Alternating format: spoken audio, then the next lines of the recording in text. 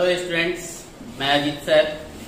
आज फिर क्लास 9 के जो चैप्टर 2 हैं उसको लेकर के हम आए हैं, जिसमें इससे पहले आप लोगों को सॉल्यूशन और एलिमेंट, कंपाउंड और कुछ मिक्सचर के बारे में मैंने आपको बताया। लेकिन फिर से आज हम आपके लिए जो इम्पोर्टेंट टॉपिक्स हैं उसको हम लेकर के आए हैं। यह जो टॉपिक्स है वह किस चैप्टर के अंतर्गत आ रहा है, तो आप देख रहे हैं जो रेड कलर से आपको लिखी गई है बोर्ड पर, उसमें है is matter around us pure. ये आपके लेसन का नाम है, जिसके अंतर्गत आपने इससे पहले जो 4 वीडियो को देखा था उसमें बहुत सारे टॉपिक्स की चर्चा मैंने कर दी, जिसमें आपने किस किस को पढ़ा था, एलिमेंट, कंपाउंड के बारे में पढ़ा था, जहां पर कि एलिमेंट और कंपाउंड के बाद आप लोगों को सॉल्यूशन के बारे में मैंने बताया, जिसमें मिक्सचर के 2 पार्ट्स होते हैं, उसके बारे में भी मैंने आपको बताया था, जिसमें से एक है आपका हेट्रोजीनस और एक है होमोजीनस। अब यहाँ पर हम लोग इसके आगे चलते हैं। सबसे पहले यहाँ पर देखिए कि आपके पास जो इंपॉर्टेंट टॉपिक्स हैं उसमें से आपके पास आता है क्या, मिक्सचर। तो सबसे पहले हम आपको मिक्सचर के बारे में थोड़ा सा बताएंगे, क्योंकि इससे पहले आप पढ़ चुके हैं। उसके बाद है ग्रुप ऑफ मिक्सचर, जिसके अंतर्गत आप देखते हैं कि mixture of solids, mixture of 2 liquids, mixture of a solid and a liquid, इससे आए। तो उसके बाद जो आपकी अगली टॉपिक्स है, जिसमें सेपरेशन ऑफ 2 सॉलिड मिक्सचर, यानी कि 2 सॉलिड मिक्सचर वाला जो है, यानी कि एक मिक्सचर है जिसमें 2 सॉलिड्स हैं, उसको हम कैसे अलग करेंगे, उनके मेथड के बारे में जानेंगे। जिसके अंतर्गत आपके पास जो मेथड आते हैं वो मेथड क्या हो जाते हैं। फर्स्ट में है आपके पास हैंड पिकिंग, सेकेंड में है विनोइंग, थर्ड में by using a suitable solvent, उसके बाद फोर्थ में by the process of sublimation, और सबसे लास्ट जो टॉपिक है वो आपके पास है बाय यूजिंग अ मैथ। तो सबसे पहले हम लोग मिक्सचर के बारे में जान लें। तो मिक्सचर जो होता है उसको मैंने आपको क्लासिफाइड कर दिया था, उसको 2 ग्रुप्स में बांट दिया था, जिसमें से आपको बताया गया था एक होता है होमोजीनस और दूसरा होता है हेट्रोजीनस। अब यहाँ पर होमोजीनस कहने का मतलब हुआ होता है कि when 2 types of a substance are also mixed with completely in each other is called homogeneous. But heterogeneous has only one kind of the substance or cannot be completely mixed with the other, because the some substances are present in the solution or mixture in the very small particles, just like a droplets of water. Similarly, अब हम देखते हैं इसमें, हम आपको फिर से बता दें कि होमोजीनस जो होता है उसमें जब 2 सब्सटेंस को आप मिलाएंगे तो दोनों सब्सटेंस एक दूसरे में कंप्लीटली रूप से मिल जाते हैं, यानी कि आप उसको डिटरमाइन नहीं कर सकते हैं मिक्सचर से कि वह उसमें हमने कौन सी चीजों को मिलाया, उसके पार्टिकल्स आपको विजिबल नहीं होते। लेकिन कुछ ऐसे मिक्सचर होते हैं जिसमें आपको उसके पार्टिकल्स बहुत ही छोटे छोटे कणों में आपको दिखाई देंगे। जैसे कि आप अगर वाटर को लेते हैं तो वाटर को गर्म करने के बाद आप देखेंगे कि उसमें छोटे छोटे बबल्स, एयर के बबल्स आते हैं। तो उस तरीके से उससे भी छोटे कण आपको उसमें दिखाई देंगे। जैसे कि आप अगर चॉक को वाटर में डालो, अब वाटर में डालने के बाद आप देखेंगे कि चॉक के जो पार्टिकल्स हैं वह आपको विजिबल, ठीक है। तो ऐसे सॉल्यूशन को हम क्या बोलेंगे, हेट्रोजीनस मिक्सचर। तो अब हम लोग मिक्सचर के आगे चलते। तो मिक्सचर जो होते हैं उसको उसके पार्टिकल्स के आधार पर, उसके पार्टिकल्स के नेचर के आधार पर 3 ग्रुप्स में बांटे जाते हैं, जिसमें से आप देख रहे हैं तो आपका फर्स्ट ग्रुप है उसमें मिक्सचर ऑफ 2 सॉलिड्स, इसमें टू सॉलिड्स में थोड़ा सा दिमाग पर प्रेशर लगता है कि टू सॉलिड्स का मिक्सचर कैसे हो जाएगा। यह जो होता है उसमें से कुछ मिक्सचर जो होते हैं वो कॉमन होते हैं, जो हमारे घर में भी होते हैं। जैसे आप देखे होंगे कि दाल खरीद करके लाते हैं, उसमें छोटे छोटे स्टोन पत्थर के होते हैं। चना आप खरीद करके लाएं, उसमें आपको छोटे छोटे स्टोन मिट्टी के भी आपको दिखाई देंगे। टुकड़े जो होते हैं, पीसेस ऑफ सॉइल, जिसको आप क्रैम्प्स बोलते हैं। तो क्रैम्प तो बहुत बड़ा हो जाता है, यानी कि small types of the cramps, उसको आप बोल सकते हैं। तो वह भी उसमें होते हैं। तो यहां आप देखेंगे कि दाल जो है वह सॉलिड है, जी हाँ सॉलिड है। चावल है, उसमें भी सॉलिड है। उसमें जो कंकर हैं, क्या वो सॉलिड है? तो यस, वो भी सॉलिड है। तो यहां आप इसमें से आप क्या देखते हैं कि आपके पास उसमें जो दो टाइप्स के कंपोनेंट्स हैं, कंस्टिट्यूएंट्स हैं, वह कंस्टिट्यूएंट्स में से one type of constituents of the mixture is also desirable but some other are undesirable. मेरी बात समझ में आ रही होगी। यहां पर कुछ जो उसमें कंस्टिट्यूएंट्स हैं, वह कंस्टिट्यूएंट्स आपके लिए बहुत ही उपयोगी होते हैं, लेकिन कुछ उसमें जो मिले हुए होते हैं वह कंस्टिट्यूएंट्स जो होती है आपके लिए, वह क्या होता है आपके लिए अनुपयोगी होते हैं। तो उन अनुपयोगी चीजों को बाहर निकालने की जो क्रिया होता है उसी को हम लोग सेपरेशन बोलते हैं। ठीक है, तो यहां पर हम आपके लिए जो मेथड लेकर के आए हैं उसमें सेपरेशन से है, मतलब कि उस जो कंपोनेंट्स है मिक्सचर जो डिजायरेबल है और अनडिजायरेबल, तो उनको आप बाहर कैसे करें। तो सबसे पहले आपके पास क्या है, हैंड पिकिंग।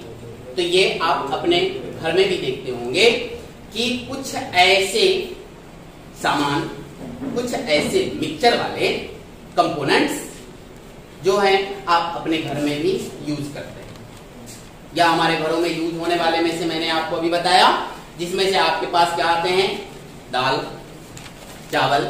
तो इन सभी चीजों में से आप क्या करते हैं, उसमें से जो अनडिजायरेबल कंपोनेंट्स होते हैं उसको अपने हाथों से चुन कर, पिक कर उसको आप अलग कर देते हैं। तो इसको हम क्या बोलेंगे, हाथों से चुनना, दैट मीन्स हैंड पिकिंग।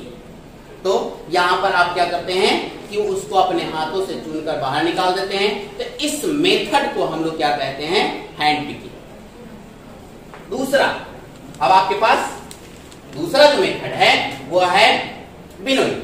अब विनोइंग क्या होता है, द हेल्प ऑफ एयर, यानी कि मिक्सचर जो होते हैं उसमें दो सॉलिड्स होते हैं।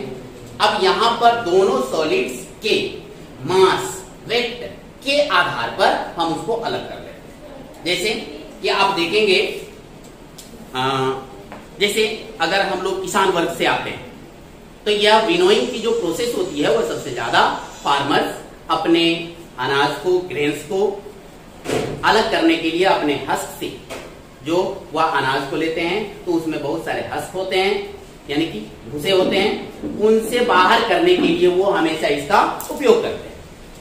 ठीक है, तो उसमें क्या हो जाता है कि एक ग्रेन्स जो होता है उसका जो वजन होता है, उसका वेट जो होता है, वह दूसरे जो अनडिजायरेबल कंपोनेंट्स हैं, कंस्टिट्यूएंट्स हैं, उनसे वह भारी होती है और एक हल्की होती है। तो यहां वैसे ही कंस्टिट्यूएंट्स के लिए उपयोग किए जाते हैं विनोइंग। अब विनोइंग में क्या होता है कि ब्लोइंग एयर, यानी कि बहती हुई हवा में जब आप इस प्रकार के मिक्सचर को लेकर के ऊपर से नीचे की ओर अंडर द ग्रेविटी अगर आप गिराते हैं, तो उसमें जो हल्की वजन वाले होते हैं वह हवा के साथ दूर जाकर के गिर जाते हैं, और जो भारी में होते हैं वह अलग हो जाती है।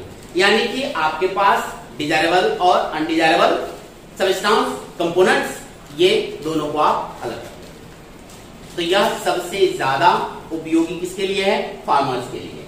तो आपने इसको जान लिया, विनोइंग, यहां तक आपने समझ गया होगा। अब आगे है आपके पास जो अगली टॉपिक है, उसमें है बाय यूजिंग सुटेबल सॉल्वेंट। मैंने इससे पहले वाली वीडियो में बताया था कि water is a universal solvent. वो ऐसा इसलिए कि पानी जो होता है वह अधिकांशतः चीजों को अपने में घुला लेता है, इसीलिए हम लोग उसको क्या कहते हैं, यूनिवर्सल सॉल्वेंट। तो यहां सुटेबल सॉल्वेंट कहने का मतलब होता है कि जब आप दो सॉलिड्स को ले लेते हैं, दो सॉलिड को ले लेते हैं, उसमें से अब हमें यह देखना होता है कि कोई एक सॉलिड किसी लिक्विड में पूर्णतः कंप्लीटली रूप से वह सॉल्युबल है, तो वैसे लिक्विड को उस मिक्सचर में डाल करके हम उसे अलग कर सकते हैं। सपोज दैट कि मैंने आपको दिया एक मिक्सचर, वह मिक्सचर किस चीज का है, तो वह है सैंड और शुगर।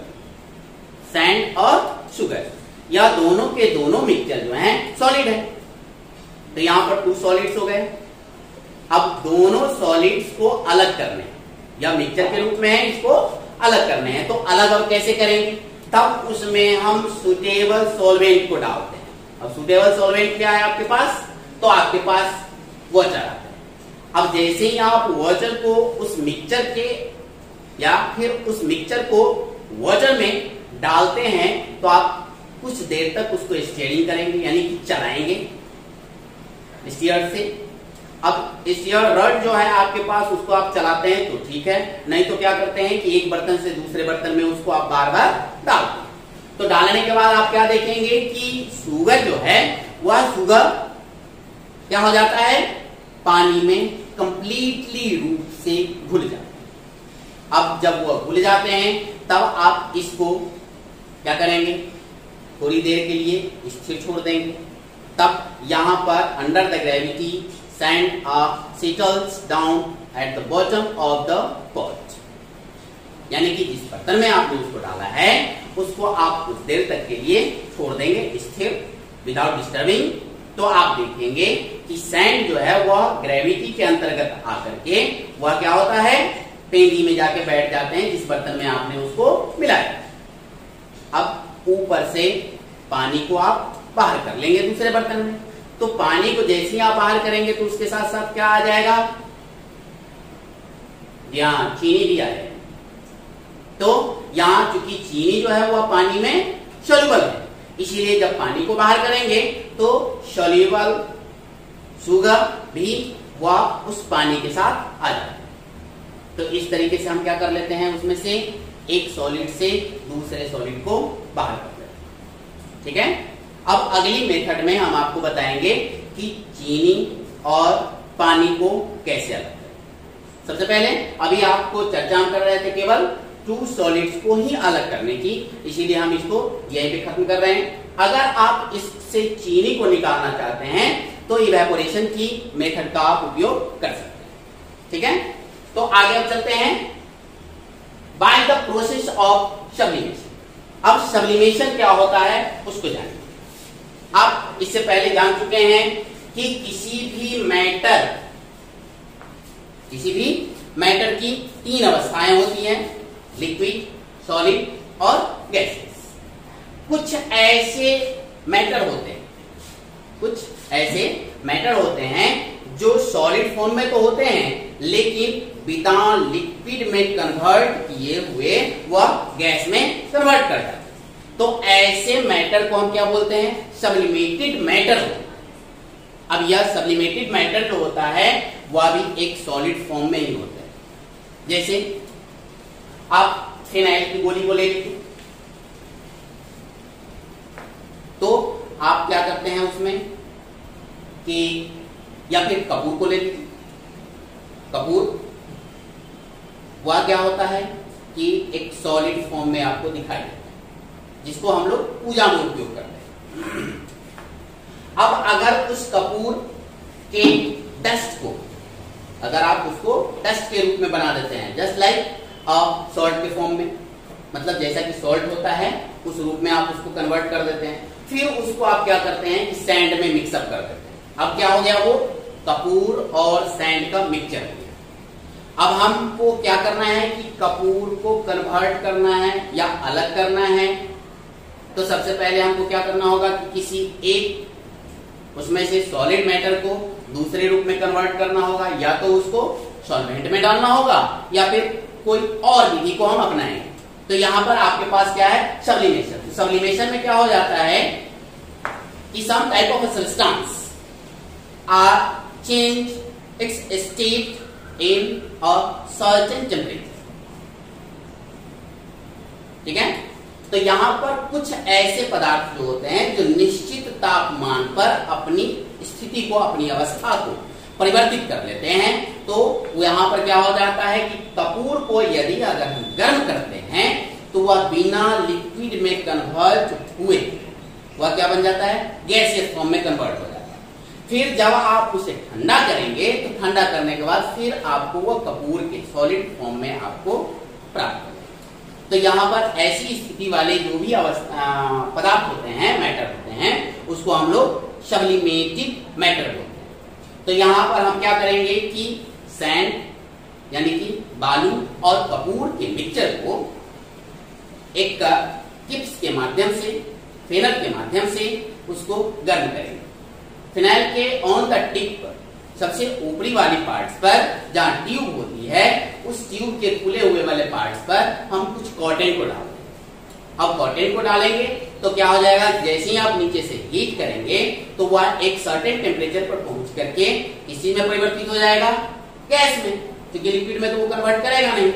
और जैसे ही वह फिनल के टिप पर पहुंचेगा यानी कि कॉटन के निकट पहुंचेगा तो वह ठंडा होकर के फिर आपको कपूर के रूप में प्राप्त होगा। ठीक है, क्योंकि वह कपूर जो होगा वह सॉलिड रूप में जिस समय परिवर्तित होगा उस समय वह कॉटन के रेशे के साथ चिपक जाएंगे और वहीं पर आपको प्राप्त हो जाएगा। तो इस तरीके से आप उसको अलग कर लिया, इस तरीके से तो सब्लिमेशन मेथड। अब आपके पास जो लास्ट टॉपिक है उसमें है मैग्नेट। अब मैग्नेट से कैसे करते हैं, तो some type of substance are also magnetic like iron, steel. अब यह जो होते हैं आयरन या फिर स्टील, उसको अगर कहीं से बाहर निकालना है, जैसे कोयले के खदान में भी आ जाते हैं कभी कभी लोहे, या फिर कभी कभी क्या होता है कि कचरे जो बहुत ज्यादा जमा हो जाते हैं उसमें भी लोग ऐसे मेटल को फेंक देते हैं। तो ऐसे हीप ऑफ वेस्ट मटेरियल्स से भी मैग्नेट के माध्यम से आयरन को निकालता है। तो यहाँ पर क्या होता है कि एक बहुत बड़ा मैग्नेट को ले लेते हैं और हीप ऑफ वेस्ट मटेरियल्स जो होता है जहां पर बहुत सारे वेस्ट मटेरियल को जमा किए जाते हैं, ठीक है, वहां पर उस मैग्नेट को ले जा करके ऊपर से क्रेन के माध्यम से जब हम मैग्नेट को चलाते हैं तो वह मैग्नेट अपनी ओर उस आयरन के टुकड़े को क्या करता है, अट्रैक्ट कर लेता है, अपने में चिपका लेता है। अब इस तरीके से आप उस कचरे से मैग्नेट के माध्यम से लोहे को बाहर कर सकते हैं। तो यहां पर आप देख रहे हैं कि जो भी वेस्ट मटेरियल है, ठीक है, व्यर्थ पदार्थ जो हमारे आसपास से निकलते हैं, उसमें अगर लोहे के टुकड़े हैं तो वह भी सॉलिड है और लोहा जो है वह भी सॉलिड। तो दोनों को सॉलिड को हम बाहर कैसे कर लिया, मैग्नेट के माध्यम से। तो इस तरीके से आपने यह देखा कि मैग्नेट के माध्यम से आप उसको बाहर करते हैं। बाहर करने के लिए इस चीज को आपने देखा। अब अगले टॉपिक की ओर हम लोग चलते हैं। तो हमारी अगली टॉपिक मिक्सचर से ही है, जिसमें आपको क्या करना है, सेपरेशन ऑफ टू लिक्विड्स, यानी कि यहां पर हम दो लिक्विड को एक साथ मिलाए हैं और उसके मिक्सचर को अलग अलग करना है। अब इसको अलग अलग करने के जो मेथड है वह मेथड है आपके पास दो। अब इसमें से जो फर्स्ट मेथड है उसमें है by the process of fractional distillation, और सेकेंड जो मेथड है उसमें है by using of separating phenyl. अब यहां पर दो मेथड में हम लोग दो लिक्विड्स के दो उसके गुणों का उपयोग करते हैं। जैसे कि फर्स्ट में जो फ्रैक्शनल डिस्टिलेशन है, इसमें लिक्विड्स के बॉइलिंग पॉइंट का हम लोग उपयोग करते हैं। तो यहां पर हम लोग क्या देख रहे थे, दो चीज को, जिसमें आपको मैंने पहले बार क्या बताया था, इसके बॉइलिंग पॉइंट, यानी कि यहां जो हम सेपरेशन करेंगे, अलग करेंगे कंपोनेंट्स को मिक्सचर से, तो उसमें हम यूज करेंगे उसके बॉइलिंग पॉइंट। और यहां जब सेकेंड में हम आते हैं तो सेकेंड में हम लोग यूज करते हैं डेंसिटी, यानी कि दो उसके फिजिकल कैरेक्टर का ही हम लोग उपयोग करते हैं। तो सबसे पहले हम लोग चलते हैं इसमें फ्रैक्शनल डिस्टिलेशन। फ्रैक्शनल डिस्टिलेशन में अगर आप अल्कोहल और वाटर को मिलाते, अल्कोहल और वाटर को मिलाते, तो यहां आपको उसको अगर अलग करना है इन द लेबोरेटरी, यानी कि साइंस लेबोरेटरी में अलग करना है, तब हम लोग क्या करेंगे कि उसके बॉइलिंग पॉइंट का ही उपयोग करेंगे। अब वह बॉइलिंग पॉइंट का उपयोग करने में हमें क्या करना होगा, आप जानते हैं कि वाटर जो है उसका जो बॉइलिंग पॉइंट है वो है 100 डिग्री सेल्सियस। फिर वहीं अगर अल्कोहल के लिए आते हैं तो अल्कोहल का जो बॉइलिंग पॉइंट है वो है 78 डिग्री सेल्सियस। अब दोनों तो लिक्विड हैं, लेकिन दोनों लिक्विड एक दूसरे में मिक्सेबल है, दोनों में एक मतलब एक दूसरे में दोनों मिक्सेबल है। अब यह मिक्सेबल होने की स्थिति में अब हम क्या करेंगे, इसको गर्म करेंगे।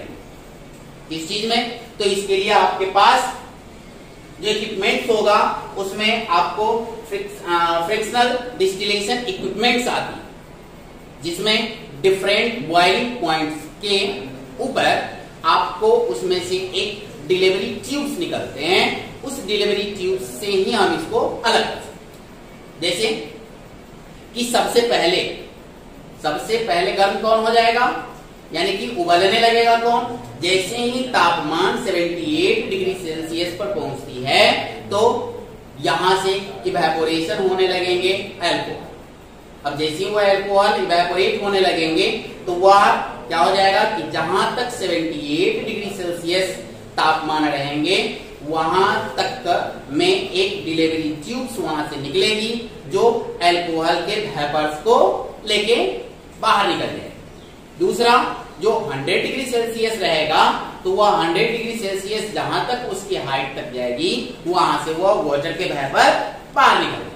अब दोनों को जैसे आप कंडेंस करते हैं, ठंडा करते हैं, तो एक में आपको अल्कोहल प्राप्त होंगे और दूसरे में वाटर प्राप्त होंगे, क्योंकि after condensation all types of the vapour converge into their original forms. I mean liquid है तो लिक्विड में और सॉलिड है तो सॉलिड। तो यहां पर क्या हो जाएगा कि इस तरीके से आप फ्रैक्शनल डिस्टिलेशन का उपयोग करेंगे। अब यहां उपयोग करने की जो बात होती है तो वहां पर आप बॉइलिंग पॉइंट का उपयोग करते हैं। फिर इस डिस्टिलेशन फ्रिक्शनल का यूज सबसे ज्यादा यूज किए जाते हैं रिफाइनरी में, जहां पर कि क्रूड ऑयल, जिस क्रूड ऑयल को हम लोग बोलते हैं पेट्रोलियम, वह पेट्रोलियम जिसमें बहुत सारे जैसे diesel, petrol, kerosene, wax, paraffin, तो ये सब जो होते हैं वो सब उसमें ऑलरेडी रहते हैं, लेकिन डिफरेंट बॉइलिंग पॉइंट के कारण उसको रिफाइनरी में अलग किए जाते हैं। तो यहां पर आप देख रहे हैं कि फ्रैक्शनल डिस्टिलेशन का उपयोग सबसे ज्यादा कहां हो रहा है, तो क्रूड ऑयल को उसके विभिन्न कंस्टिट्यूएंट्स को अलग करने में किया। फिर है आपके पास दूसरा, जिसमें है आपके पास यूजिंग अ सेपरेटिंग फेनल।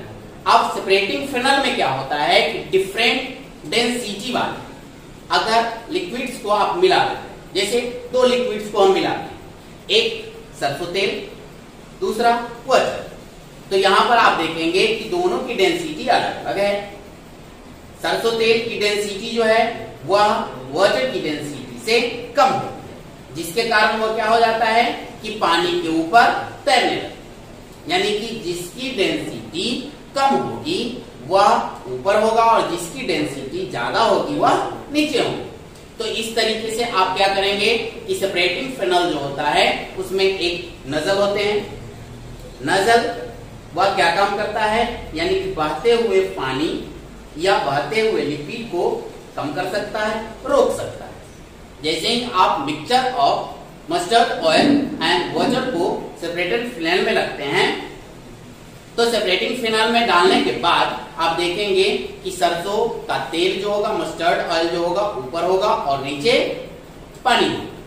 तब आप क्या करेंगे कि उसको नजल को ढीला करेंगे, तो धीरे धीरे आप देखेंगे कि पानी नीचे की ओर बहने लगती है, जिसे आप एक बीकर में जमा कर सकते हैं। और जमा करके उसके बाद जब तक उस नजल के निकट तक सरसों तेल, मस्टर्ड ऑयल नहीं आ जाता है, तब तक हम उस नजल को खुले हुए रखेंगे। जैसे ही मस्टर्ड ऑयल नजल के निकट आता है, आप नजल को बंद कर देंगे। उसके बाद उस बीकर में जमा हुए वाटर को आप अलग कर लेंगे और दूसरे बीकर का यूज करके आप उसे अलग कर सकते हैं। तो इस तरीके से आप सेपरेटिंग फिनाइल जो है उसको आप उपयोग करेंगे और 2 लिक्विड्स को आप अलग कर सकते हैं। तो इसके बाद हम लोग फिर अगली वीडियो में मिलेंगे। Thank you.